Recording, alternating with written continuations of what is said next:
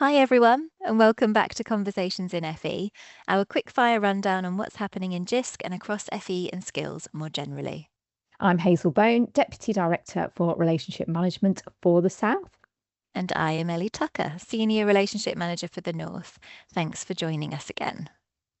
We'll be bringing you a short roundup of the things we think are most useful to you right now, what's new across Jisc, what's happening in the sector, and insights and ideas that can help you get the most out of your membership. We will also share a few stories from members, what they are up to, and what's been working for them. And if you have any thoughts, feedback, or want to get involved, just reply to the FE update. Your message will go straight to your relationship manager. Let's get started with this month's Conversations in FE. So, Ellie, we've been diving into blogs from our AI team about the pilots on AI in marking and feedback. And honestly, there is a lot to learn. Yes. Although, if you simplify it, the big takeaway is start with formative assessment. That's where AI seems to work best with the least risk. Because in that space, it's all about helping students improve, giving detailed, timely feedback they can actually use. And AI is pretty good at that. Quick, structured, consistent feedback, plus students seem more relaxed about it when it's framed as support and not as judgment. Compared to summative assessment, where it's all about the grade. And suddenly, accuracy, fairness, and trust become much bigger concerns. Exactly. And that's why most institutions are still cautious about using AI for final marks. Which links nicely to the ethics piece. The pilot really emphasised three things: respecting student data, thinking about wider impacts like environmental or job implications, and making sure things are fair. Fairness isn't just about the marking, it's about consistency. If some courses use AI and others don't, that could create some unequal experiences. Then, in terms of actually making ethical AI work in practice, there were some really clear ideas. Keep humans involved, be transparent with students, train staff properly, and this is key, having a clear reason every time you use AI. Yes, not just because we can. I also like the idea of being really open with students, even using something like, say, a traffic light system to show how much AI was involved. Yeah, it's all about trust. And that comes up again with student consent because it's not just a legal GDPR question, it's also emotional. Students are asking, is this fair? Will this affect my future? Are humans still involved? Some institutions handled that by giving students a choice, opt in or opt out, and by having proper conversations like panels and Q&As.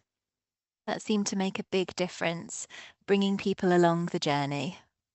Now, the human in the loop bit sounds simple, but actually it's quite tricky in practice.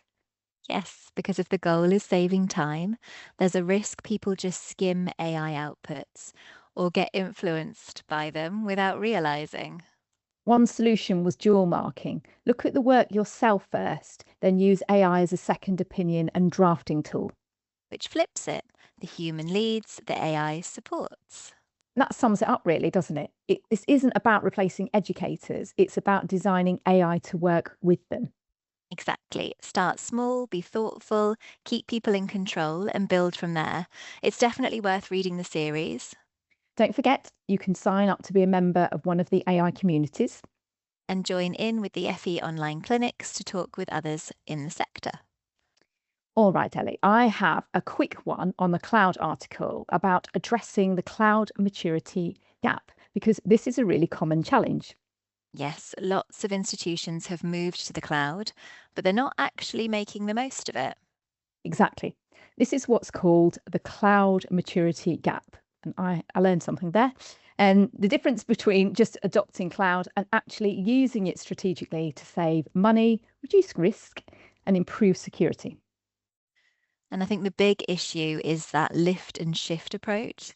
So moving systems over as they are without rethinking how they could work better. Which can lead to things like poor cost visibility, inconsistent governance, and underused tools, especially things like Microsoft 365. Where you end up paying loads for capability that you're not really using. The more mature approach is treating cloud as an ongoing discipline, not just a one off project.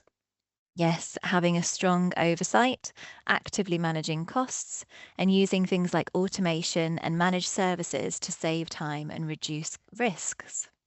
So it's really a question for leaders. Are we just in the cloud or are we actually getting value from it? And if not, it's about taking that next step, optimizing, not just adopting. Don't forget, if you haven't already, you can sign up to our Cloud Assist basic service at no cost.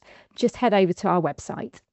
Or if you want to know more, let your relationship manager know and they can put you in touch with the cloud team. Okay. Ellie, one last one. This is a real world example on cybersecurity, Yes, and it starts with a bit of a wake up call, a member story which starts with a cyber incident at Burke back in 2024. which pushed them to rethink their defences and realise they needed better threat detection. Enter Jisc's Security Operations Centre, which launched in 2025 and is specifically designed for education and research. And what stood out for Burbeck was that they just didn't have the internal capacity to constantly monitor for threats. We know within the sector this is something that's quite common.